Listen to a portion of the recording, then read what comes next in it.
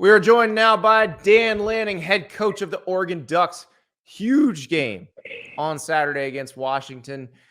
But, Coach, you made some news without actually making some news today. I don't even know if you were aware because you had practice and everything. But Nick Saban was talking about the missed opportunity to hire you, that he missed you by 2 days. You were going to Georgia, and he was going to call you and offer you a job at Alabama. How did that work? Like, did you know that he was calling you to offer you a job, or did you already had said yes to Kirby, or did he call you and be like and say, "You coming?" It was a little after the fact. So I had accepted the job and I was actually driving to Georgia while Georgia was playing Oklahoma in the Rose Bowl, and we ended up seeing Coach Saban there because I got there for the Rose Bowl. I saw him in the national championship game, but it was after I'd already accepted the job at Georgia and certainly couldn't go back on my commitment there. So got a lot of respect for Coach Saban. I probably learned more in football than any other year in my career than that year working for Coach. And obviously was fortunate to get to go and work for Kirby and learn a ton from him. When you think about these sliding doors moments of how your life could have changed, how much does that affect your decision making? Because it seems like you've been a pretty decisive person. You've told the story a bunch of times about you sent out all these emails and somebody from Pittsburgh said, "Hey, come talk to us," and you drove from Missouri to Pittsburgh and waited a whole day for them to get back. You've always made these really quick decisions, took that job, sold your house, cleared out your 401k. Have you always been that person that this is the decision I'm making, this is the goal I'm chasing?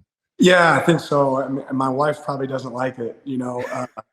Yeah, I've always made every decision for me and our family based on, okay, am I going to live with regret if I don't make this decision, if I don't make this choice? And I've certainly had hard times deciding what to do at times, throughout my career.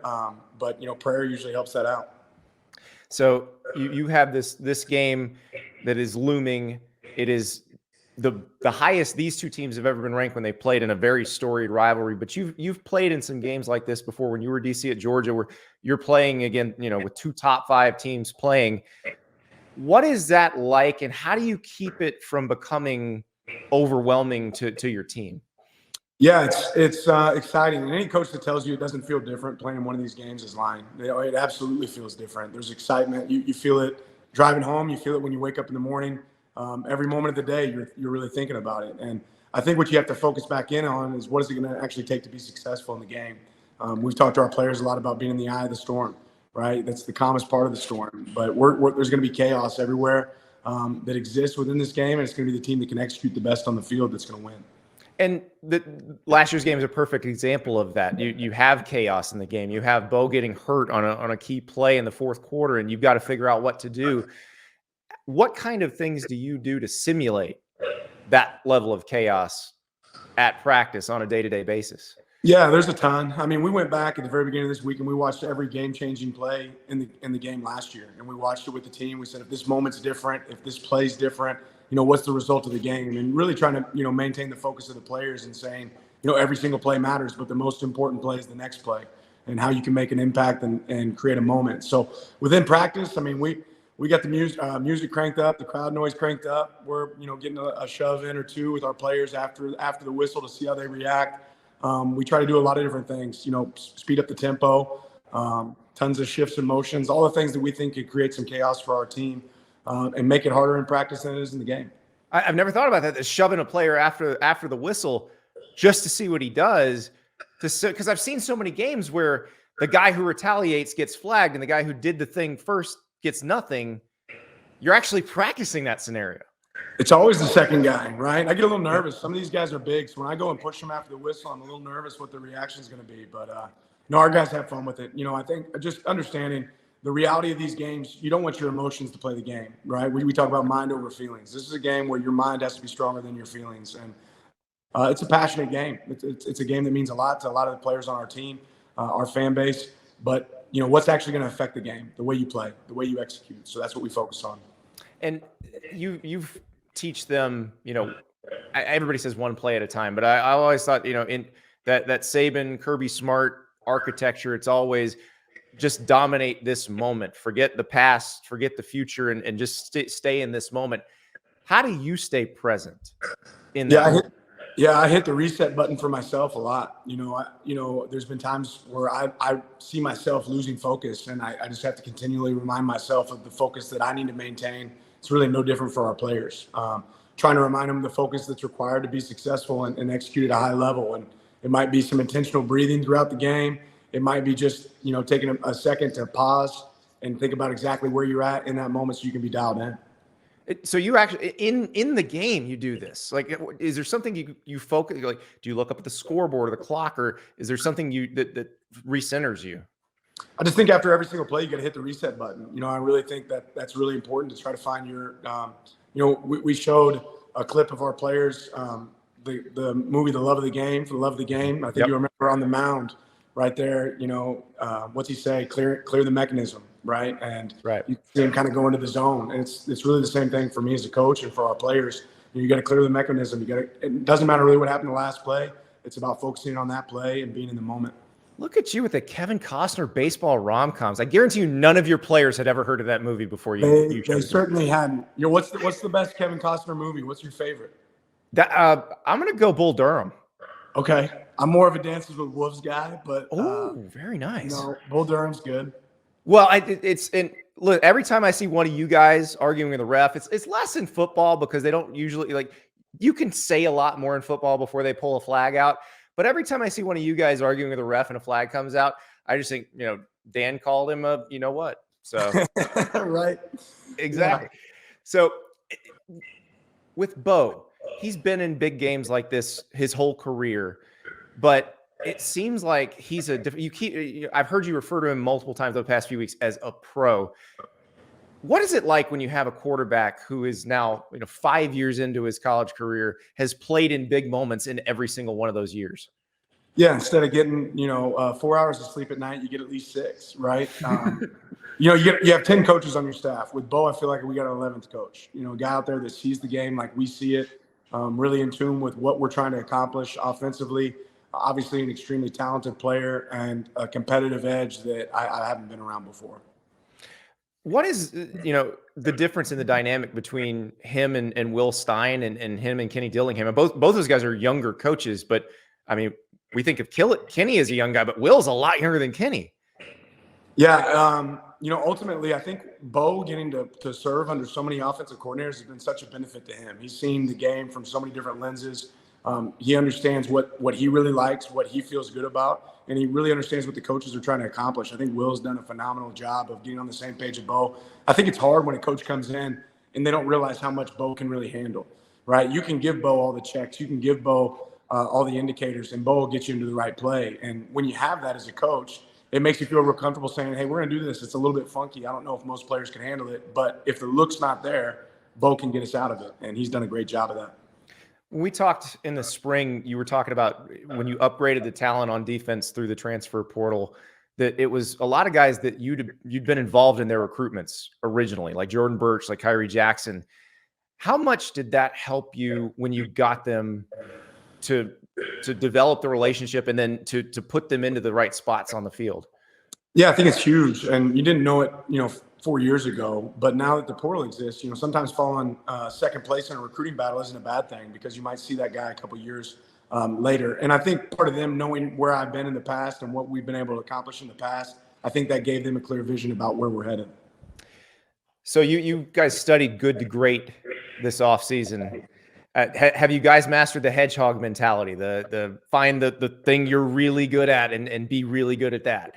Yeah, the hedgehog was one that I had a hard time, figuring out when we first went really through the book. I'm like, really, this is what we're going to talk about, our strengths, really like shriveling up and protecting ourselves. But, in reality, yeah, I think we've done a good job of figuring out what our strengths are. And then really this last week, we called it work week. It wasn't bye week. And it was about finding our 1% that we can escalate and we can grow and find those marginal gains that equal big gains for our team. That's what Kirby used to always talk about, that the aggregate of marginal gains. And how much do you feel like you've changed as a coach and Oregon has changed as a program since these two teams last met? Yeah, a ton. I think we're a completely different team. I think they're a completely different team. You watch them play.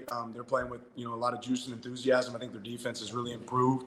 I think ours has too. And you're really going to figure out which defense is improved going into this next game, because these are two really high-powered offenses.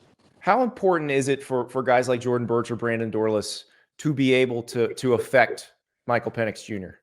Yeah, it's hard. I mean, the guy hasn't gotten hit much. And I think the key is you can't go into this game thinking every play is a play where I'm going to hit the quarterback. It's really about every play is a play where I got to do my job. And if the opportunity comes where we're able to get some pops on him, it's certainly going to help us out. But more importantly, execute my job for the team. When you look at it, I know it's hard to look past this game, but obviously this is the deepest the Pac-12 has been in a long time. This is the deepest group of quarterbacks you've seen. How critical is it to have this game, this win, to get to where you want to be? Well, every game, the next game is always the most important game. Every one of our goals are going to be in front of us regardless of the result, but we want to go up here and we want to win. We feel a certain way about how we, didn't take care of business last year, and you want to go out here and put your best foot forward and perform. But we know it's going to be a great environment. We know that they're a great team. So really just focus on, again, the next play, the next moment, what can we do best, and the rest will take care of itself. Your pregame speech against Colorado got a lot of attention. I'm curious because I love the redwood part. The redwoods don't stand alone; they stand together, and the roots are all interconnected. Was that in your back pocket for a while? Had you been planning to do that one, or is that something you read a couple days before the game? You're like, "Ooh, that'll work." Yeah, no, we work with a group. Corey Schaefer's the guy that I meet with every single week, and it was part of our messaging going into the game. We talked about this game's going to be about being connected. This game's going to be about being selfless, and we found that analogy and thought it really fit. I had never thought about it before like that. You never see a redwood by itself, and then when you actually study a redwood, each time when we kind of pick a theme of where we're headed each week. You find an analogy that really fits, and the strength in the redwood is its roots, and the fact that not really their roots alone, because they're not very deep, it's really the fact that their roots are tied together with the trees around them. So they give you guys agree on this messaging going into the week, and do you deliver that to the play, something like that to the players pretty much every day of the week, and then it all ties together on Saturday? Somewhat. We start the week off on Monday and kind of try to paint a picture for our players of what we think is going to be important to win this game. We really plan a lot of that stuff out in the summer, and then we adapt as the season goes. Like, hey, this is something important we really need to attack. We need to adjust. Maybe it's something that's going to matter specific to us. Maybe it's more important or more specific to the team that we're playing. So what are we going to say after we see the behind the scenes of this pregame speech? I could care less. I'm really focused on the result. Right? All I really worried about is the result. And that starts with the process, right? If you're results oriented, you're probably going to be disappointed about, how you got there. We want to focus on the process in between. You've always been super competitive. And it feels like those naturally competitive people are better at being process oriented because they can move on to the next moment. But how do you do that with a whole team of people? Because everybody's got different personalities. How do you keep people from looking at the scoreboard and just looking at the next play? Yeah, you have to be the thermostat, not the thermometer, right? You can't, adapt to the weather changes around you. You have to be the one that sets the temperature. And I think that starts with me, starts with our coaching staff, right? If they see me with the ebbs and flows throughout the game, then they're gonna match that. But if they see somebody that's centered and focused on what's next, then I think they can replicate that. Which Kevin Costner movie are you showing them before the game? I know, like Saban always has the movie choice is very important. There are actual debates that happen as they pick the movie. Which Kevin Costner movie are you showing these guys? I told you mine was Dance with the Wolves, but that's a long movie, especially if you go director's cut. So one thing that's important when you pick movies is you're hoping that it's a little bit less than 2 hours, right? You don't want your guys sitting around very long. I can't think of a Kevin Costner movie that I would put in that category right now. You can't throw Field of Dreams. Postman's out. Waterworld's out. Definitely not Waterworld. Yeah. Well, no, that's. I don't think so. That's I co-authored a couple books with Trevor Moawad, who worked with Nick Saban back in the day, and he was involved in that movie selection process. So they would actually cut those movies down because Saban said they have to fit into this window. So as one of the staffers on one of those Alabama teams told me, I don't think our team knows why they were saving Private Ryan. Exactly. We don't do that very often. I normally just make sure we pick a movie that's under 2 hours, and our players actually help us pick. I give it to our guys as we pick that out, but we don't normally do that on games that are around noon. So we won't be watching one this week. That's like go to sleep. Don't watch Colorado Stanford. get to bed. I like it. This is Yeah. good. Did you find a nice boring documentary on Netflix and just go to sleep?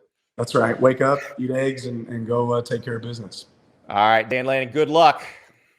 Andy, thank you. Appreciate it, bro. Thank you. Thank you so much for watching. Just a reminder, subscribe to this channel right here so you never miss an episode of Andy Staples on 3. And oh, by the way, watch all the other great videos on the On3 Sports YouTube channel.